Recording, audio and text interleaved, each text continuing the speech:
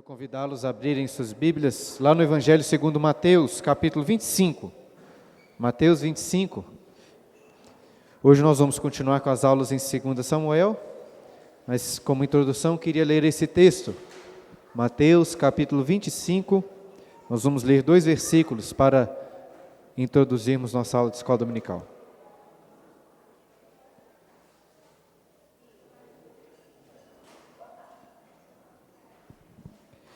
Mateus 25, versículo 31.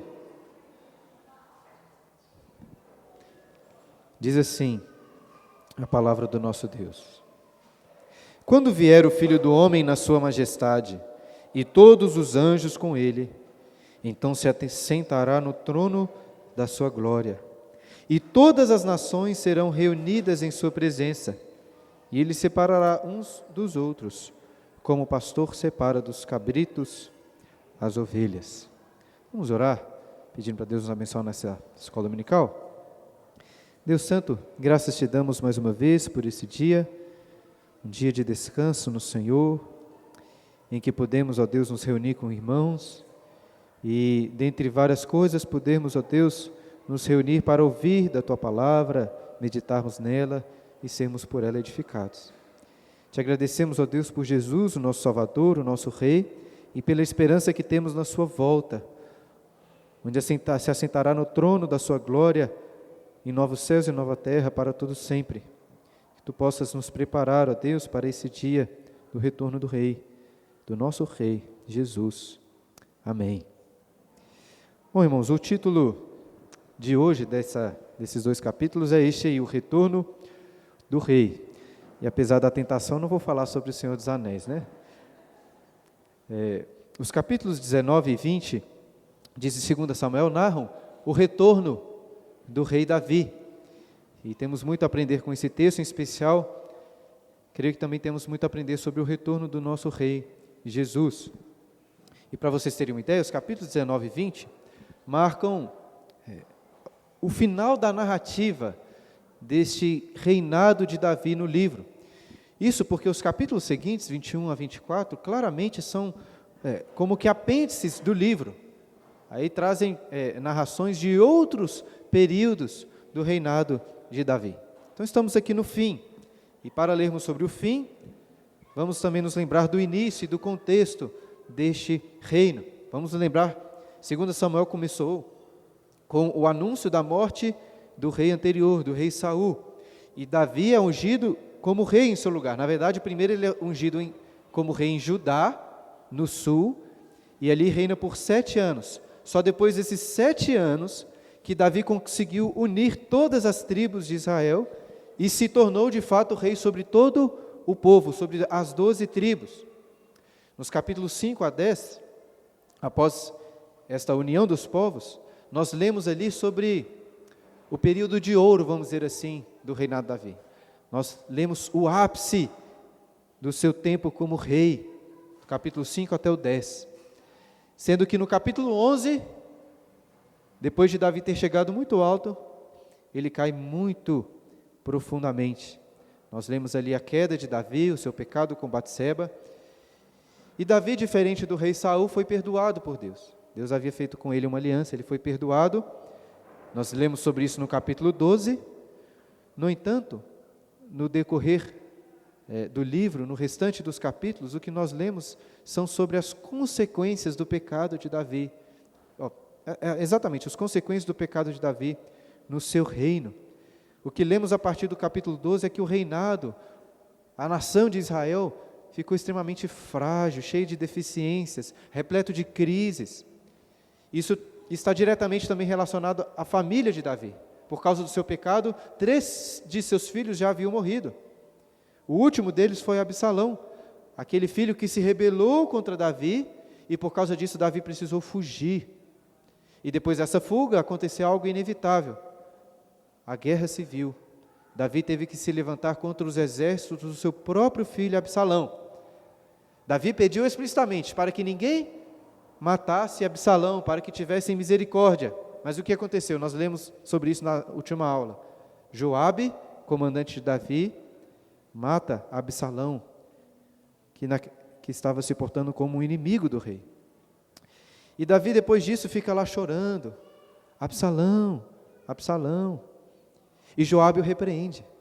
Exatamente nessa repreensão que nós paramos da última vez, há 3 domingos. Eu queria convidá-lo então a voltar a sua Bíblia lá para o 2º livro de Samuel. Abra lá, 2 Samuel, capítulo 19. Esse é o contexto onde nós paramos na última aula. 2 Samuel 19, versículo 5, nós lemos essa repreensão de Joabe a Davi. Vamos ler aí para a gente voltar um pouco à nossa mente este contexto. 2 Samuel 19, 5. Então Joabe entrou na casa do rei e lhe disse: hoje envergonhaste a face de todos os seus servos que livraram hoje a tua vida, e a vida de teus filhos e de tuas filhas, e a vida de tuas mulheres e de tuas concubinas, amando tu os que te aborrecem, e aborrecendo aos que te amam. Porque hoje dás a entender que nada valem para contigo príncipes e servos. Porque entendo agora que se Absalão vivesse, e todos nós hoje fôssemos mortos, então estarias contente. Levanta-te agora, sai e fala segundo o coração de teus servos. Juro pelo Senhor que se não saíres, nenhum só homem ficará contigo essa noite, e maior mal te será isso do que todo o mal que tem vindo sobre ti desde a tua mocidade até agora. Então o rei se levantou e se assentou à porta, e o fizeram saber a todo o povo, dizendo: eis que o rei está sentado à porta. Veio, pois, todo o povo apresentar-se diante do rei. Até aqui, por enquanto, foi onde nós paramos. Davi, depois de ouvir essa repreensão, a meu ver, sensata, uma repreensão sensata de Joabe, apesar dele ser muito assim, sanguinário, Davi se apresenta ao povo que estava com ele, aqueles homens que lutaram pelo seu exército contra Absalão. E na sequência do capítulo, que é o que nós vamos estudar hoje, veremos que todo o restante do povo de Israel também irá encontrar com o rei para mostrar a sua lealdade. Mas como que esses encontros vão acontecer? Nós veremos que o capítulo 19 é um capítulo assim, cheio de intrigas políticas. Essas intrigas nós começamos a entender aí na continuação do versículo 8. Olha só, o finalzinho do versículo 8 diz assim: ora, Israel havia fugido, cada um para a sua tenda. Todo o povo, deixa eu fazer uma pausa aqui, porque essa expressão, não sei se você percebeu, essa expressão todo o povo, aparece várias vezes no texto e pode aqui nos confundir, que nós temos que entender bem a que povo está se referindo. Veja que no começo do versículo 8 aí, todo o povo se referia a quem? A todo o povo de Israel em todas as tribos? Não, estava se referindo a todo aquele povo que estava com Davi na cidade, aos seus homens. E agora é que está se referindo a todo o povo das tribos de Israel, das outras tribos. E quando o texto aqui fala de Israel, aí por isso que a gente às vezes pode confundir. Quando o texto fala de Israel, não pense em todas as tribos. Devemos aqui pensar naquelas tribos do norte, porque é assim que o texto vai começar a dividir, e assim como eles ficaram divididos depois, as tribos do norte de Israel e as tribos do sul, Judá.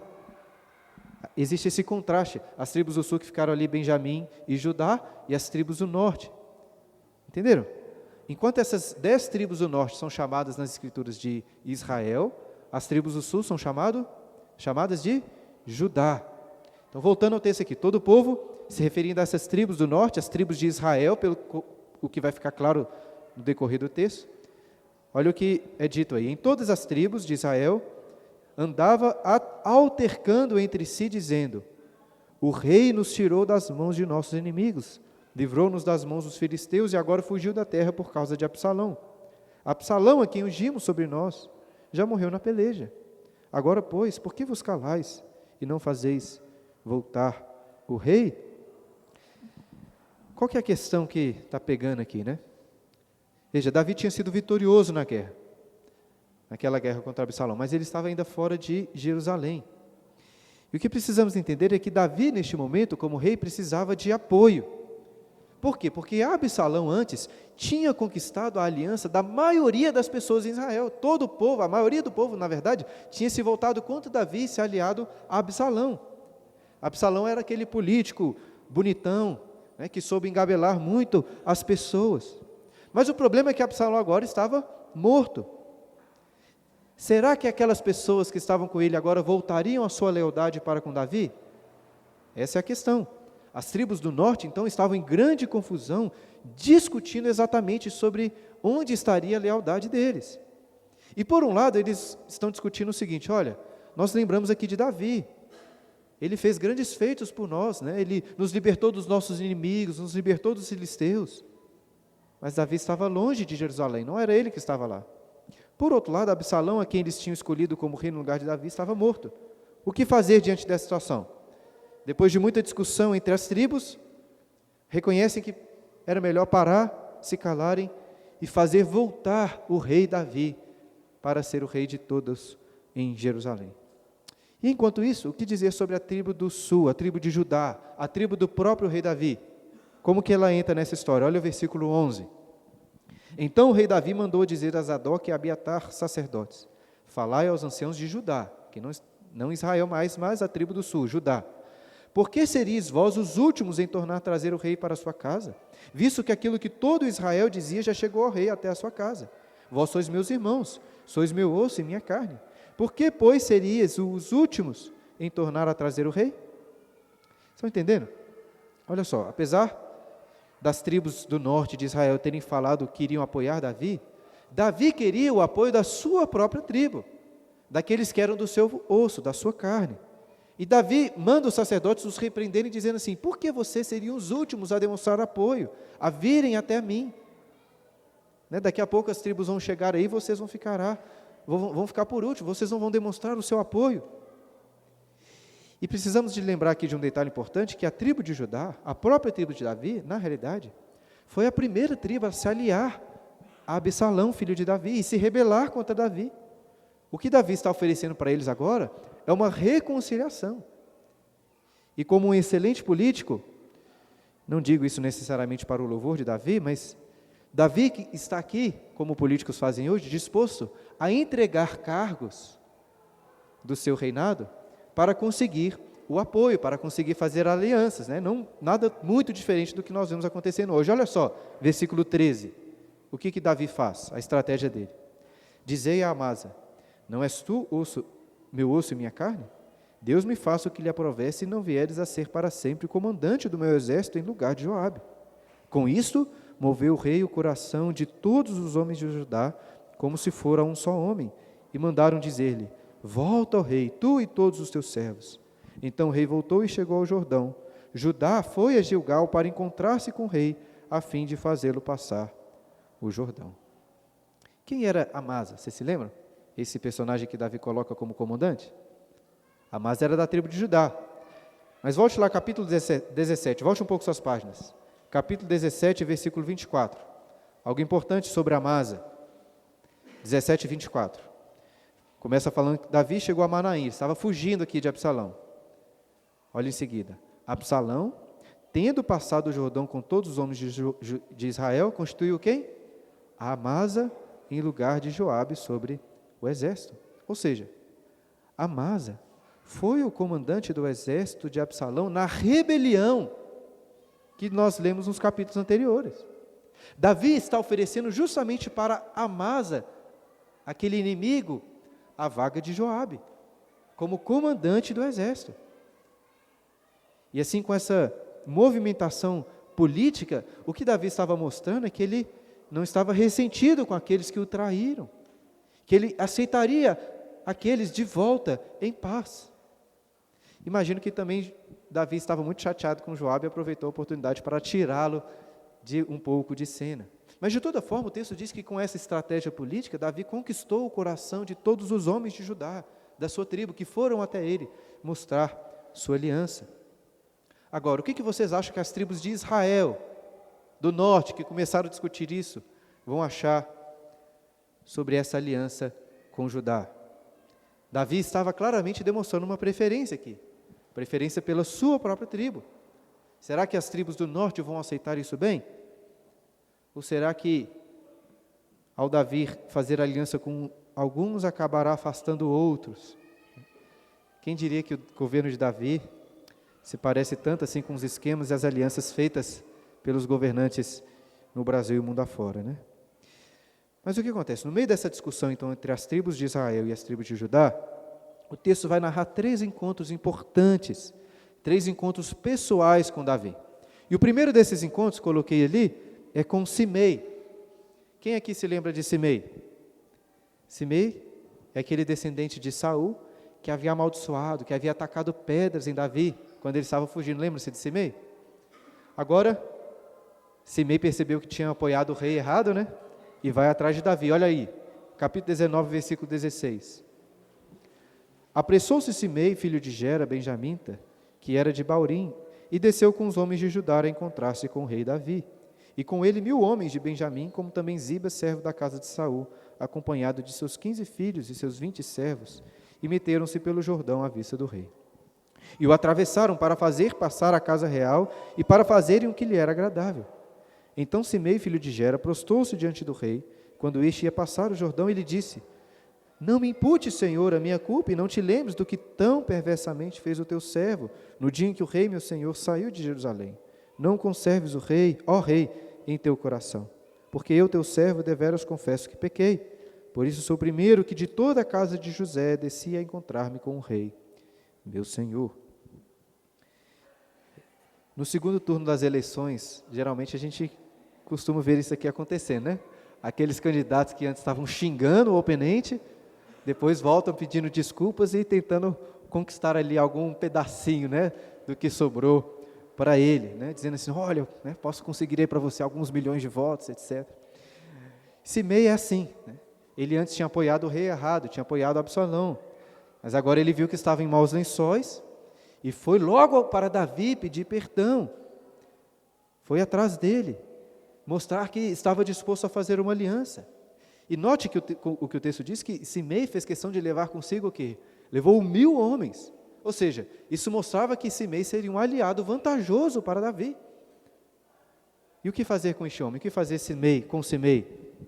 Abisai, né, um dos filhos de Zeruia, não precisava pensar 2 vezes sobre o que fazer com ele. Olha o versículo 21. Então respondeu Abisai, filho de Zeruia, e disse, não morreria, pois, Simei por isso, havendo amaldiçoado a ungido do Senhor? Abisai era sangue no olho, era o que tinha proposto de cortar a cabeça de Simei antes. Mas apesar disso, irmãos, na minha opinião, Abisai parece um dos mais corretos de todo esse contexto aqui. Porque veja, aquelas tribos, aquelas pessoas pareciam estar se importando apenas com questões políticas por trás dessas alianças com o rei. Abisai parece pegar o ponto mais importante de todos aqui. Qual é o ponto mais importante? Davi era o ungido do Senhor. E Simei de fato merecia ser punido por ter amaldiçoado Davi. Isso porque, irmãos, Simei não estava se levantando contra Davi apenas, nem contra um rei apenas, ele estava se levantando contra o Deus que ungiu Davi. Talvez você não se lembre, mas lá em 1 Samuel, no capítulo 26, Davi teve uma conversa importante com este Abisai. Eles foram até o acampamento de Saul juntos, enquanto Saul dormia. E o que Abisai queria fazer? Fincar uma lança em Saul. E o que Davi disse para Abisai? Nós não podemos nos levantar contra o ungido do Senhor. Ou seja, Abisai aprendeu com o próprio Davi que o ungido do Senhor era uma pessoa especialmente separada por Deus. Se levantar contra ele era se levantar contra o próprio Deus. Eu não sei se Simei merecia necessariamente a morte, mas claramente Davi tinha todos os motivos para não aceitá-lo como um aliado. Porque eu acho até que apesar desses pedidos de perdão aqui, nada indicava que Simei era sincero, ele era um oportunista. Para mim fica muito claro. Mas, qual que é a questão? Simei tinha 1000 homens com ele. Igual os políticos, né, que não são lá muito com a sua cara, eles têm um apoio político. Então Davi, pensando, colocando as coisas na balança, como um bom estrategista político, e não digo isso aqui para louvor dele, né, decide repreender publicamente Abisai, e aceita então essas desculpas de Simei. Olha o versículo 22. Porém Davi disse, que tenho eu convosco, filhos de Zeruia, para que hoje me sejais adversários? Eu acho isso curioso porque Joabe antes tinha falado sobre isso, né, que Davi tinha essa tendência de amar os que são inimigos dele e se aborrecer daqueles que estão ao seu lado. Parece um pouco do que está acontecendo também aqui, né? Esse rancor dele contra os filhos de Zeruia, que na verdade foram aliados dele até o fim. Mas enfim, voltando aqui, né, Davi diz, morreria alguém hoje em Israel? Pois não sei eu que hoje novamente sou rei sobre Israel? Então disse o rei a Simei, não morrerás, e lhe jurou. Então, para manter essa unidade, agora com os benjamitas que tinham chegado, Davi perdoa Simei e jurou que ele não seria morto, pelo menos não durante o reinado de Davi. Eu ressalto isso porque Davi, no final da sua vida, quando dava instruções a Salomão, seu filho, que reinaria no seu lugar, ele se lembrou bem de Simei. Depois você confere, 1 Reis capítulo 2, versículo 8, Davi diz para Salomão, não tomar Simei por indesculpável. Salomão iria pensar numa forma correta de punir Simei. 1 Reis capítulo 2, depois você lê lá. Como disse antes, Abisai tinha razão em relação a Simei. Tinha que ser punido. E Davi, no final das contas, vai até concordar com Abisai. Simei merecia a morte. Mas agora Davi queria o apoio político. O próximo encontro de Davi foi com Mefibosete. Você se lembra de Mefibosete? Era o filho de Jonatas, aquele aleijado que Davi adotou para ser como um dos seus filhos. Nós lemos sobre este relato lá no capítulo 9. E devemos lembrar que capítulo 9 foi, assim, um dos momentos mais altos na história de Davi, mostrando ali, provavelmente, o ápice do seu reinado, o ponto em que Davi se pareceu mais com o verdadeiro ungido de Deus, o Messias prometido, o momento que ele mais se pareceu com Jesus. No entanto, isso aconteceu no último capítulo, Quando Davi fugiu, nos últimos capítulos, Ziba, o mordomo de Mefibosete, foi até Davi. E Ziba disse que Mefibosete havia ficado em Jerusalém, por quê? Porque Mefibosete havia traído Davi, estava esperando que agora o reino seria restaurado a ele, a Mefibosete. E até disse na época, quando falamos sobre isso, era uma história muito estranha, até difícil de acreditar, mas Davi acreditou logo em Ziba, um falso amigo. E ele determinou que todas as posses de Mefibosete que tinham sido dadas a eles, fossem retiradas de Mefibosete e concedidas a Ziba. E agora então Davi se encontra com Mefibosete, olha aí, versículo 24. Também Mefibosete, filho de Saul, desceu a encontrar-se com o rei. Não tinha tratado dos pés, nem espontado a barba, nem lavado as vestes, desde o dia em que o rei saíra até o dia em que voltou em paz. Tendo ele chegado a Jerusalém, encontrar-se com o rei, este lhe disse, por que não foste comigo, Mefibosete?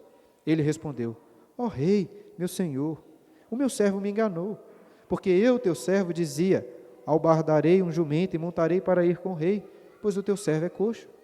Demais disso, ele falsamente me acusou a mim, teu servo, diante do rei, meu senhor. Porém, o rei, meu senhor, é como um anjo de Deus. Faze, pois, o que melhor te parecer. Porque toda a casa de meu pai não era senão de homens dignos de morte diante do rei, meu senhor. Contudo, puseste teu servo entre os que comem à tua mesa. Que direito, pois, tenho eu de clamar ao rei? O que vocês acham sobre essa explicação de Mefibosete? Parece verdadeira e sincera? Os comentaristas e pregadores se dividem um pouco sobre a sinceridade de Mefibosete. Mas eu acho que não tem tanto mistério assim, porque olha o versículo 24 novamente. O próprio autor do livro faz questão de confirmar que Mefibosete, olha aí, isso é o autor do livro dizendo, ele não tinha tratado dos pés, nem espontado a barba, nem lavado as vestes, desde o dia em que o rei saíra até o dia em que voltou em paz. Ou seja, Mefibosete devia estar aqui parecendo um mendigo, mal cheiroso. E não temos, eu acho, por que duvidar que ele de fato se humilhou aqui desde o dia da saída do rei. O próprio autor do livro diz isso. E a meu ver, isso parece um sinal muito claro da lealdade que Mefibosete tinha para com Davi. Por quê? Porque quando Absalão chegou em Jerusalém, Mefibosete estava assumindo um risco, porque ele estava se mostrando publicamente como leal a Davi, não a Absalão. Desde o início ele mostrou onde estava a sua lealdade. E segundo Mefibosete, então, pelo que ele diz, ele só não seguiu Davi por quê? Porque Ziba, o seu mordomo, o enganou. Ele ficou para trás, e lembra que Mefibosete era aleijado, ele tinha algumas dependências. E outra característica que eu acho muito marcante de Mefibosete aqui é a sua humildade. Perceba como que diferente de Simei, Mefibosete reconhece, olha, Davi, eu não tenho nada para te oferecer. Não tenho nada para te oferecer, você só pode me receber se for pela tua graça. Ele continuava reconhecendo que era um cão morto, sem nenhuma dignidade, não teria nada com que clamar ao rei, e assim estava submisso à decisão de Davi. E o que Davi faz? Olha o versículo 29. Respondeu-lhe o rei, por que ainda fala dos seus negócios? resolvo que partas com Ziba as terras. Eu, pelo menos, fico aqui impressionado com a falta de sensibilidade de Davi. E a impressão que o texto me dá é que Davi ficou meio indeciso entre Ziba e Mefibosete. E pensando então em reconciliar as coisas, ele tenta meio que agradar a ambos, dividindo então as posses entre os dois. De toda forma, ele parece assim muito impaciente, né, com Mefibosete. Se no capítulo 9, Davi o adotou para ser praticamente como um dos seus filhos, por amor a Jonatas, parece que agora Davi esquece de tudo isso. Davi havia prometido usar de bondade para com Mefibosete, mas não parece ser isso o caso aqui. Enquanto Davi tinha um amor assim muito passional pelos seus próprios filhos, ele não tinha esse amor para com Mefibosete, pelo menos não demonstrou aqui. Eu acho assim impressionante. Se 2 Samuel 9 é um dos pontos mais altos de Davi, é impressionante como ele consegue avacalhar até o seu melhor momento como rei. Joga tudo por baixo, por água abaixo. E mais impressionante é a reação de Mefibosete. Olha o versículo 30. Disse Mefibosete ao rei: fique ele muito embora com tudo, pois já voltou o rei, meu senhor, em paz à sua casa. Eu acho que não temos motivo para duvidar da sinceridade de Mefibosete aqui. Ele reconhece a graça de Davi, ele não argumenta, ele não discute. Ele simplesmente abre mão de tudo, falando: Davi, eu não preciso de nada, tudo pode ficar com Ziba, para mim o que importa, e a única coisa que importa é, o rei está de volta, em paz, é isso que importa. Este sim era um servo leal, que diferente de todos os antes, amava Davi independente das circunstâncias terrenas. Podia perder todos os seus bens, mas nada disso importava, porque o rei estava de volta. Eu gosto muito de Mefibosete, porém confesso que fico na dúvida se gosto mais dele ou do Barzilai, que é com quem Davi se encontra seguido. Olha aí, 2 Samuel 19, versículo 31. Também Barzilai, o gileadita, desceu de Rogelim, e passou com o rei ao Jordão para o acompanhar até o outro lado. Era Barzilai muito velho, da idade de 80 anos. Ele sustentara o rei quando este estava em Maanaim, porque era homem muito rico. Disse o rei a Barzilai: vem tu comigo e te sustentarei em Jerusalém. Já havíamos conhecido Barzilai no capítulo 17. Ele era um velhinho, né, muito generoso, muito gente boa. E como o texto disse, Davi tinha ido ao encontro, Barzilai tinha ido ao encontro de Davi, quando ele fugia, para levar diversos mantimentos ao rei. E além de muita comida saborosa, Barzilai levou até camas, para que Davi e os seus homens pudessem descansar. Barzilai era um homem rico e leal ao rei Davi, que não se importou em abençoar o rei enquanto ele fugia. E Barzilai era tão leal que, mesmo sendo bem velho, ele fez uma viagem longa aí, para ir até Davi, demonstrar a sua amizade, a sua lealdade. Barzilai amava o rei, e mesmo perto da morte, fazia questão de colocá-lo ali, de servi-lo, de se colocar como seu servo. E, veja, Barzilai, usando termos modernos, né, da política, foi um dos grandes doadores da campanha de Davi, do reinado de Davi. E Davi, claramente com gratidão, oferece então de levar Barzilai para Jerusalém, para viver com ele ali como um dos nobres do rei. E qual a resposta de Barzilai a isso? A resposta dele é maravilhosa. Olha aí, capítulo 19, versículo 34. Respondeu Barzilai ao rei: quantos serão ainda os dias dos anos da minha vida? Não vale a pena subir com o rei a Jerusalém. 80 anos tenho hoje, poderia eu discernir entre o bom e o mal? Poderia o teu servo ter gosto no que come e no que bebe? Poderia eu mais ouvir a voz dos cantores e cantoras? Porque há de o teu servo ainda ser pesado ao rei, meu senhor? Com o rei irá o teu servo ainda um pouco além do Jordão. Por que há de me retribuir o rei com tal recompensa? Deixa voltar o teu servo, e morrerei na minha cidade, e serei sepultado junto de meu pai e de minha mãe. Até aqui por enquanto. Eu acho até que uma aula ou até um sermão inteiro poderia ser dedicado apenas a essa resposta de Barzilai, porque essa reflexão que ele faz sobre a sua mortalidade está recheada de muita sabedoria. Barzilai reconhece a bondade do rei Davi, mas graciosamente nega a oferta de ir com ele para Jerusalém. Por quê? Porque ele reconhece aqui que está muito velho para discernir o sabor, né, de uma boa carne, de uma boa picanha, de uma sopinha que ele talvez tinha que comer, né? De uma boa bebida refinada, em um suquinho qualquer. A capacidade de discernir entre a voz dos sopranos lá de Davi, dos cantores profissionais, e talvez a sua própria cantoria no chuveiro, ele não conseguia discernir melhor ainda essas coisas. Quanta sabedoria, irmãos. Eu gosto muito de provar boa comida, boa bebida, boa música, mas eu sei que se Deus me der muitos anos de vida, irei perder a capacidade de desfrutar desses deleites. E o que eu acho mais legal é que Barzilai reconhece essas coisas. O que eu vejo em muitos idosos, o problema de muitas pessoas velhas, é que ao invés de ficarem mais sábios, ficam mais cabeça dura, e não aceitam que as coisas já não são como eram antes.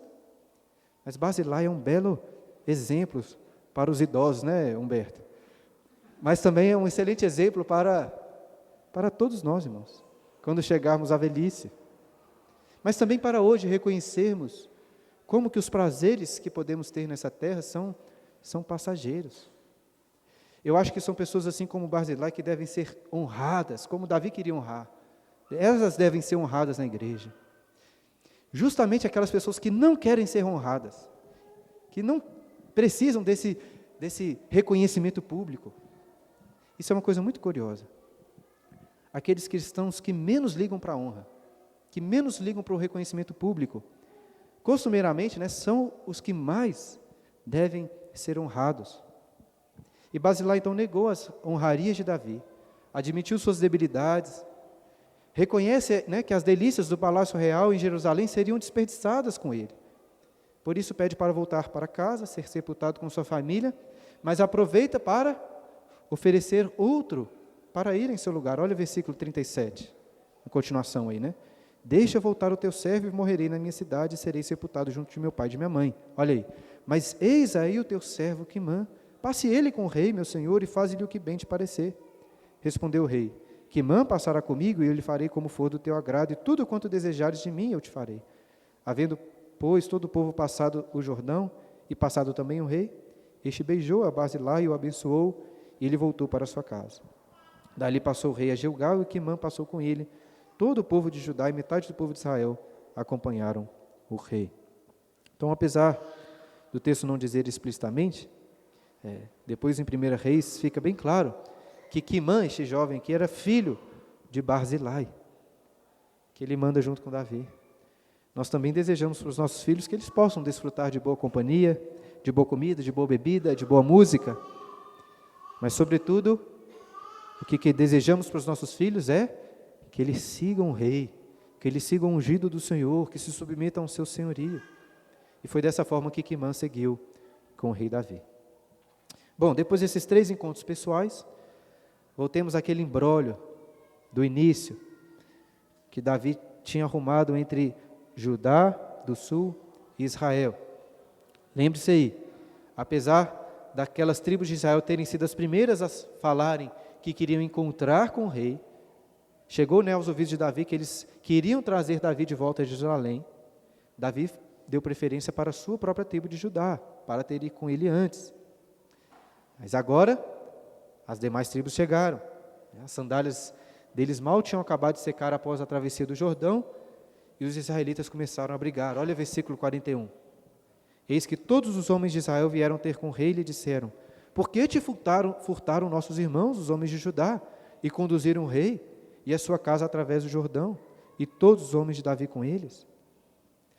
Percebam que eles foram atrás do próprio rei Davi, e estavam questionando aqui, por que a sua preferência pelos homens de Judá? E o que poderíamos esperar de um bom rei? Que Davi aqui iria tentar resolver a situação, apaziguar os ânimos. Mas Davi permanece calado, ele não fala nada. Olha o versículo 42.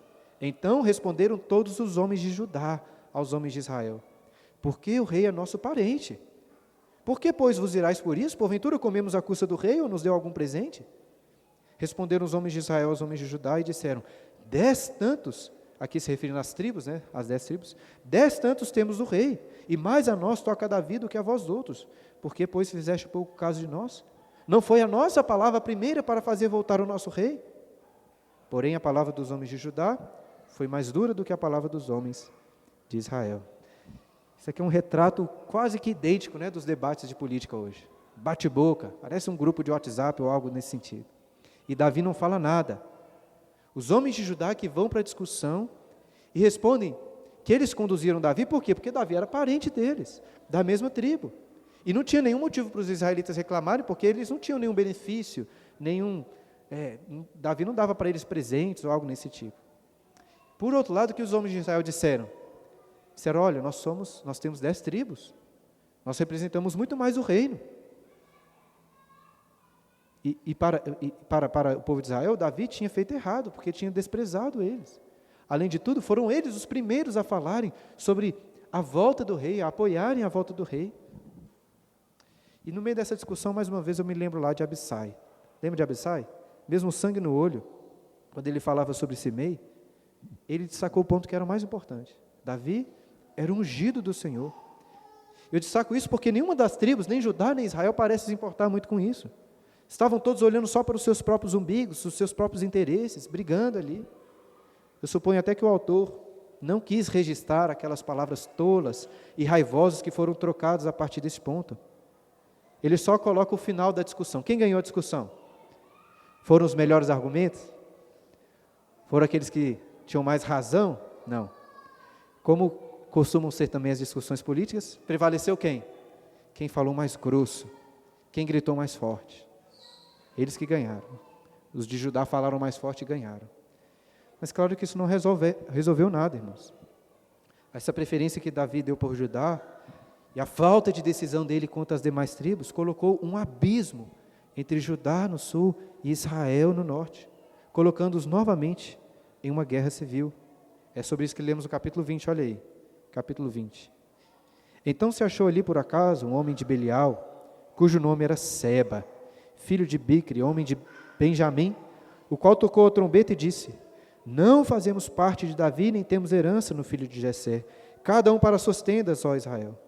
Então todos os homens de Israel se separaram de Davi e seguiram Seba, filho de Bicri, porém os homens de Judá se apegaram ao seu rei, conduzindo desde o Jordão até Jerusalém.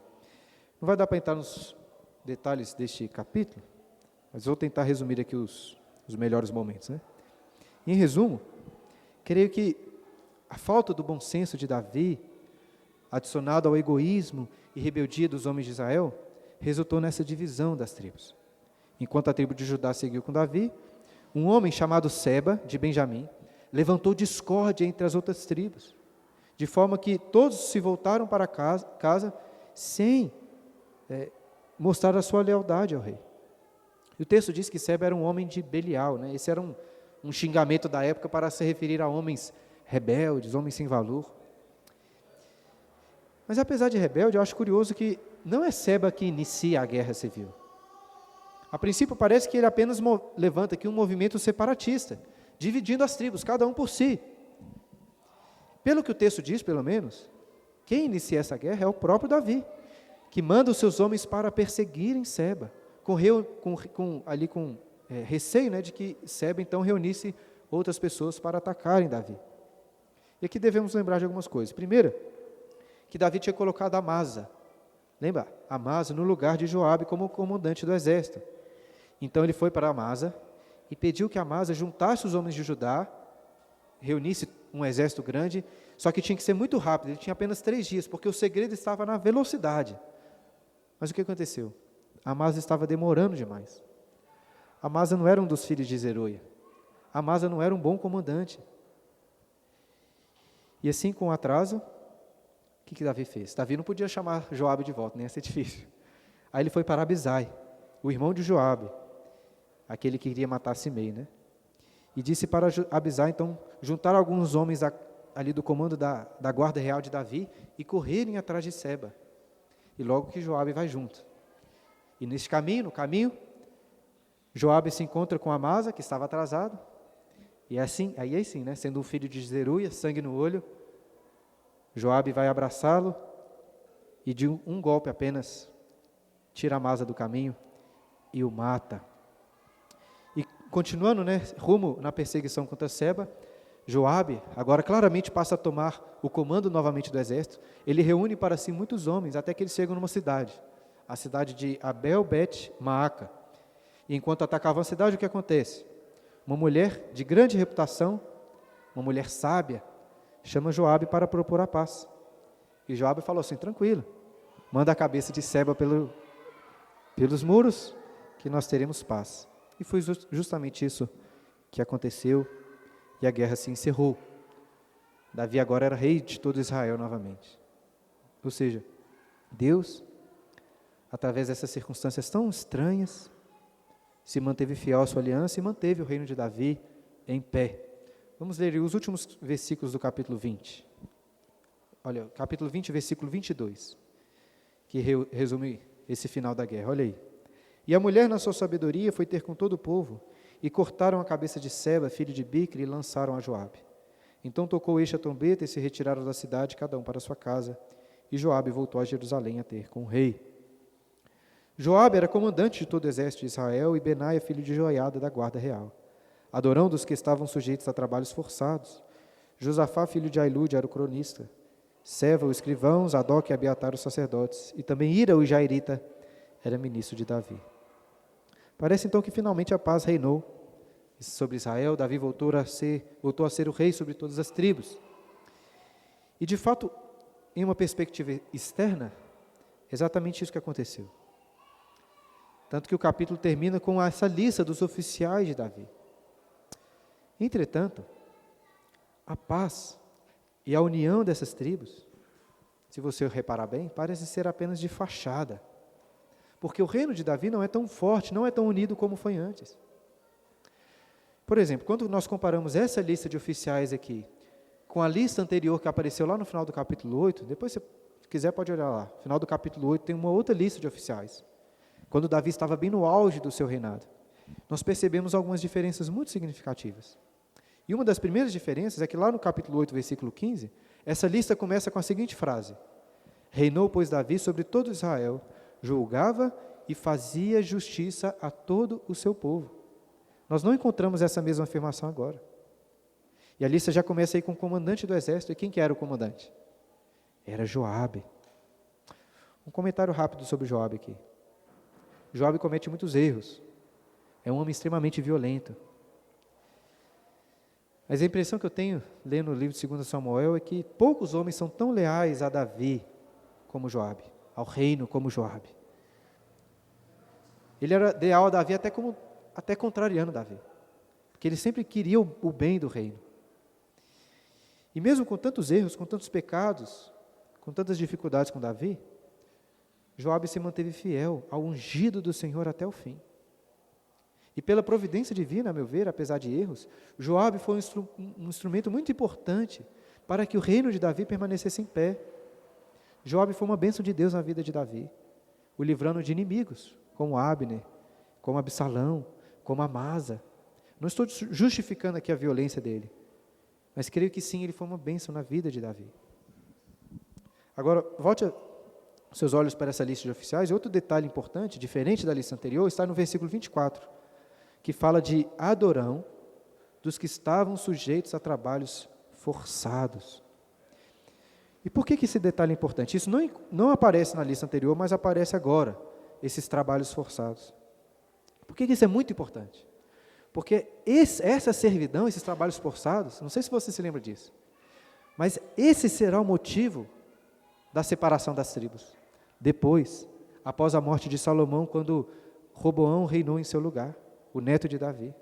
Se você puder, depois a gente abre lá, mas lá em 1 Reis capítulo 12, é dito que o Roboão, filho de Salomão, o neto de Davi, estava reinando em Israel. Vale a pena você conferir, abre lá, 1 Reis capítulo 12, o que acontece? Quem estava no governo agora era Roboão, filho de Salomão, neto de Davi. E chegou a ele Jeroboão. Jeroboão era um chefe das tribos do norte, dessas tribos de Israel. Dizendo o que para Roboão? Dizendo que o jugo deles estava muito pesado, que Salomão tinha os colocado sobre uma dura servidão. E agora Jeroboão está rogando para que Roboão aliviasse o trabalho. Não sei se você se lembra da história. Né? O que Roboão faz? Ele primeiro vai consultar os anciãos. E os anciãos dizem para ele atender Jeroboão, aliviar a carga do trabalho. Mas Roboão foi atrás depois dos jovens, dos seus amigos, que aconselharam a Roboão a aumentar ainda mais a carga de trabalho da servidão. E dessa forma, ouvindo os jovens, ao invés dos anciãos, Roboão decide aumentar o jugo. E o que isso resultou? Uma divisão inclusive perpétua, entre as tribos do norte e as tribos do sul. E nessa divisão, olha aí, nós temos um detalhe muito importante. No capítulo 20, versículo 1 de 2 Samuel, Seba disse assim, olha, são só palavras deles, capítulo 20, versículo 1. Então se achou ali, por acaso, um homem de Bilial, cujo nome era Seba, filho de Bicri, homem de Benjamim, o qual trocou a trombeta e disse, olha só, isso foi o que Seba disse muito tempo antes, não fazemos parte de Davi, nem temos herança no filho de Jessé, cada um para suas tendas, ó Israel. Agora, se você está aberto em 1 Reis, capítulo 12, olha o versículo 16. 1 Reis 12, 16. Olha as palavras de Jeroboão. Vendo, pois, todo Israel que o rei não lhe dava ouvidos, reagiu dizendo, que parte temos nós com Davi? Não há para nós herança no filho de Jessé, as vossas tendas, ó Israel. Não acha isso curioso? Percebe uma semelhança entre essas frases? Parece que as palavras de Seba serviram como um moto agora para os israelitas do norte. Ou seja, aquele espírito de desunião que foi levantado por Seba estava ficou enraizado no coração das tribos do norte de Israel. Ou seja, voltando aqui para Davi. Apesar dessa união do povo no final do reinado de Davi e também durante todo o reinado de Salomão, essa união era de fachada. No coração, aquelas tribos do norte ainda guardavam rancor contra o sul. Essa divisão não foi completamente curada por Davi. Deus manteve sim o reino de Davi, mas era um reino decadente. Como eu disse no início, né, este é o final da narrativa do reinado de Davi no livro, porque os próximos capítulos são apenas um apêndice, né, falando sobre outros períodos. E a pergunta que eu quero levantar é por quê? Por que a narrativa do reinado de Davi termina assim, com essa história, desse jeito? E é o que eu tenho dito desde a primeira aula em 2 Samuel. Parece-me que um dos propósitos do autor do livro é tentar tirar da cabeça dos israelitas, do seu tempo, que eles precisavam de um rei como Davi. Porque por melhor que Davi tenha sido, Davi falhou em unir todas as tribos. Davi falhou em ser o verdadeiro pastor de Israel, o pastor que eles tantos precisavam. E com isso, creio que o autor está mostrando para os israelitas que eles precisavam de um rei muito melhor do que Davi. Este é o propósito, segundo Samuel. Ele está apontando para o reino vindouro do Cristo, o verdadeiro ungido. Irmãos, eu já expliquei isso para vocês, mas isso é muito importante entender, não se esqueçam disso. A palavra hebraica para ungido é a palavra Massaia, é exatamente a mesma palavra para Messias. Ungido e Messias são exatamente a mesma palavra. E qual que é a tradução grega, para a língua grega, dos termos ungido e Messias? Qual é? Você sabe? Cristo. Cristo. Veja, Cristo não é sobrenome de Jesus. Jesus é o Cristo, por quê? Porque Ele é o ungido, Ele é o Messias. E é o reino de Cristo que nós precisamos. Cristo veio sim para trazer verdadeira união para Israel. Até porque Jesus, diferente de Davi, não foi um rei imparcial, né, que tinha preferência pela sua própria tribo. Cristo veio para salvar judeus, mas para salvar também os gentios. Ele não moveu o coração de Judá apenas, mas de todas as tribos, de todos os povos. Jesus venceu a morte. Ele reina hoje soberano. Mas o fato é que o seu reino não é pleno. Um dia, o rei irá retornar como Davi retornou. É o grande retorno do rei que coloquei no título. Não é com o retorno do rei Davi, nem do rei Aragorn, né? Mas é o retorno do rei Cristo, Jesus. E quando Jesus voltar, né? A pergunta que fica para nós: onde estará nossa aliança? Estamos passando aqui o nosso tempo, mas queria voltar rapidamente nesses personagens, porque creio que cada um deles podem nos ensinar sobre onde está a nossa lealdade quando Cristo voltar. Vamos pensar em Seba. Por um lado temos homens como Seba, que se levantam contra o ungido do Senhor, que o amaldiçoam. E esses, quando Cristo voltar, serão condenados à morte eterna. E Jesus não vai precisar de jogadas políticas, de apoios, de 1000 homens. Ele terá poder para julgar e condenar todos os seus inimigos, e salvar aqueles que se uniram a Ele. É onde que está a sua lealdade. Mas por outro lado nós temos homens como Joabe. Joabe parece ser um discípulo, um seguidor de Davi muito problemático. Um discípulo muito problemático do Cristo, do ungido. Mas quem de nós não é problemático assim, né? Quem de nós pode tirar pedras contra Joabe? Pelo menos Joabe era leal ao seu rei. Voltando ao capítulo 19, podemos também pensar nesses 3 encontros que Davi teve. Podemos pensar primeiro sobre Simei, o que dizer sobre ele? Simei veio com aqueles 1000 homens, para servir Davi. Simei veio com palavras nobres, de lealdade. Mas Simei estava com Davi apenas porque ele percebeu que Absalão tinha sido morto. Estava com Davi apenas por conveniência. Simei me faz lembrar, sabe do quê? Simei me faz lembrar daquilo que Jesus disse lá no Sermão do Monte. Nem todo que diz Senhor, Senhor, entrará no reino dos céus. Porque de nada adianta professar a fé em Cristo, que Ele é o seu Senhor, vir à igreja, se o seu coração não é verdadeiramente do Messias, do Cristo. Agora, em contraste, podemos pensar em Mefibosete, aquele que aceita sacrificialmente servir ao seu rei. Ele não se importa em ter os seus bens tirados. Ele reconhece que é um cão morto, diferente de Simei, não tem nada para oferecer. Ele reconhece que carece apenas da graça do rei Davi. E nós devemos ter esse mesmo sentimento. A única coisa que Mefibosete estava preocupado era com o retorno do rei. E essa é a nossa esperança também, irmãos. Devemos estar dispostos a perder tudo, porque a nossa esperança está no retorno de Cristo, nosso rei. Agora, se Davi tirou de Mefibosete aquilo que tinha sido lhe dado, o fato é que Cristo nunca vai tirar nenhuma bênção daqueles que foram chamados por Ele. E podemos também pensar em Barzilai, grande apoiador, grande mantenedor do reino de Davi. Eu acho que Barzilai nos constrange a pensar sobre o que nós temos entregado para o serviço do Rei Jesus. Você diz que ama Cristo, que faz parte do seu reino, mas será que o seu coração realmente está com Jesus? Será que as suas obras, o seu serviço, o seu dinheiro está naquilo que o seu coração diz professar em Cristo Jesus? Barzilai ajudou Davi porque confiava, estava com ele. E ajudou mesmo sabendo que não poderia receber as recompensas da sua ajuda na vida terrena. Lembre-se que Barzilai até negou o convite do rei Davi para ir a Jerusalém, para desfrutar ali das delícias do reino. Por quê? Porque ele estava velho, estava prestes a morrer. Por mais que Barzilai amasse a Davi, Davi não podia solucionar o maior problema de Barzilai, que era qual? Era a morte. Mas Jesus, meus irmãos, o verdadeiro rei, nos deu vitória sobre a morte, nos deu a vida eterna.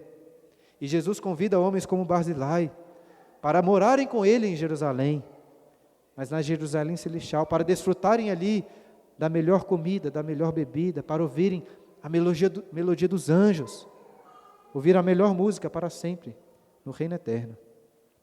Queridos, Jesus vai voltar. Ninguém sabe o dia, mas Ele vai voltar. E nesse dia todos vão reconhecer que Jesus é Rei.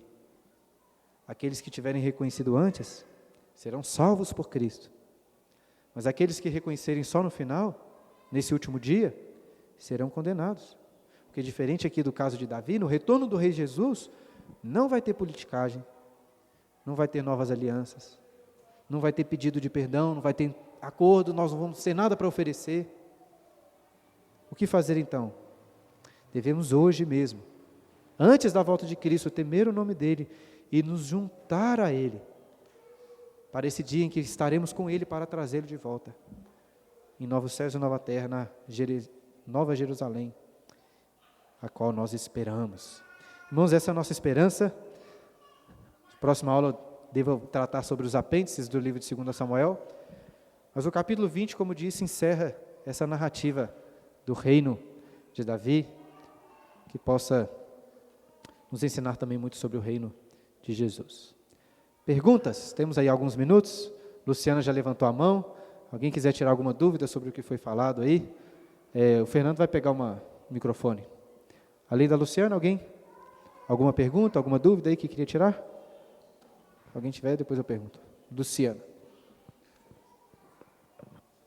Pastor, Davi dá preferência à sua própria tribo, mas Jesus não faz isso. Mateus 10:36 fala que os inimigos do homem são da própria casa. Em Mateus 12, ele fala que a sua família são aqueles que fazem a vontade de Deus. Nessa questão da desunião, né, das tribos e tudo mais, eu, apesar de pegar versículos separados, mas eu quero saber se eu posso fazer a seguinte inferência, que a questão da união, ela nunca vai ser resolvida nem por sangue, nem por força humana. Ela só vai ser resolvida por uma ação de Deus, que é com o Espírito Santo e através dos escolhidos. Aí, ele vai trabalhar para que haja união nisso, e seria na igreja. Qualquer outro fator que seja militar, político, familiar, se não houver a ação de Deus, a gente não consegue ser unido assim. E até mesmo porque somos falhos e a natureza o nosso problema é de natureza, não só de caráter, enfim, não vai ter união. Esse é um ponto muito importante nós entendermos assim. Eu fico falando aqui muito sobre política, né, fazendo essas relações. Eu não sou um grande entusiasta assim, né, de políticas, mas eu também não quero dar a impressão que é uma coisa que não serve para nada. Veja bem. Muito importante a gente ponderar as coisas. Veja bem. Políticas humanas, guerras que são travadas são importantes. Porque as guerras, por exemplo, muitas vezes servem para manter a união, para proteger a paz. Políticos são importantes, muitas vezes, em suas políticas, para o bem do povo. Mas, para mim, o que tem que ficar muito claro é que o máximo que politicagens e guerras podem fazer é tornar a situação menos ruim. Tanto que a minha esperança, não é que eu chuto o balde, tanto faz, a minha esperança para a nossa cidade, o nosso país e o mundo é que os políticos que estejam lá sejam pelo menos os menos piores, que possam fazer o menos mal e remediar o máximo possível. Mas eu destaco essas questões políticas muitas vezes, mostrando que, como que são falhas, exatamente para mostrar que, por melhor que seja uma nação no mundo, ela vai ser sempre como essas nações aqui, cheia de problemas, podre por dentro, que vai ruir. E isso é importante porque, assim como o autor de Samuel queria para os israelitas, isso é importante para nós também, entendermos que a nossa esperança de união não pode estar em poderes humanos, né, em guerras, em politicagens. Não adianta esses discursos, vamos unir o Brasil, vamos unir o mundo. Isso nunca vai funcionar, pelo menos não de uma forma real. O máximo que as pessoas podem fazer é minimizar os problemas. E olhe lá, que geralmente só atrapalham. E é muito importante nós termos essa esperança na volta do Rei Jesus. Não para deixarmos de viver o presente. Acho que aqueles que esperam mais a volta de Cristo são os que melhor vivem no presente, né? Pensa em Barzilai. Ele não tinha nada para ganhar no reino de Davi, mas ainda assim estava lá contribuindo. Assim nós somos aqueles que têm esperança no reino vindouro, eles são os que mais vão servir aqui o reino de Cristo. E onde que está a união? Você até falou da igreja, né? Eu gosto muito daquele texto de Atos, na descida do Espírito Santo, quando povos de várias línguas diferentes são unidos em uma única língua pelo Espírito Santo. Ali está a união dos povos, no Espírito Santo, e que alcança as pessoas através da pregação da palavra, né? Então é o Evangelho. A gente, acima de tudo, tem que lutar pelo Evangelho. É o Evangelho que vai unir os povos. É isso que a Bíblia nos ensina. Mas eu penso assim, de fato, concordo com você que essas políticas humanas são muito deficitárias. Vai partir nunca vai pela dar nossa certo. própria natureza, em todos os tipos de relacionamento. Tem que ser Isso uma aí. ação divina. Isso aí. A gente está chegando na época das eleições, né? Se nem Davi a gente podia confiar como um bom rei, quanto mais as opções que nós temos aí. Quer falar, ô Elbert? Perguntar? Fernando tirou ali, pilheira. Queria... Sempre. No verso 3 aí, ele abre um parênteses. Verso 3 de qual capítulo? Capítulo 20. Teria alguma motivação do autor em especial abrir esse parêntese aí, falar sobre as concubinas que ele deixou para cuidar da casa, e depois eu entendo aí que ele as tratou mal. Parece que Davi trata mal todo mundo lá, que depois da... Exatamente. Assim, Davi não parece estar acho que a impressão que eu tenho é igual você teve também. Davi não parece estar no seu melhor juízo sobre as coisas, não, né? Essas concubinas não tinham nada de errado e elas que acabaram sofrendo, né? Mas, a meu ver, o autor coloca esse detalhe aqui exatamente para fechar o que ele tem tentado mostrar, as consequências do pecado de Davi. Aquelas concubinas seriam um arco perpétuo de que ele foi envergonhado pelo seu filho. Ele nunca ia esquecer daquilo que Absalão fez. Até porque, como eu expliquei da última vez, ao dormir com essas mulheres, o que Absalão estava demonstrando para todos é que ele estava tomando o lugar de Davi. Era um ato político também, não era uma mera imoralidade sexual. Então, Davi tinha que conviver agora com essa vergonha. O fato é que, veja bem, lembra que eu comparei aquela primeira lista de oficiais com essa última? E como que agora o reino, apesar de estar unido ali e nas mãos de Davi, é um reino muito mais decadente?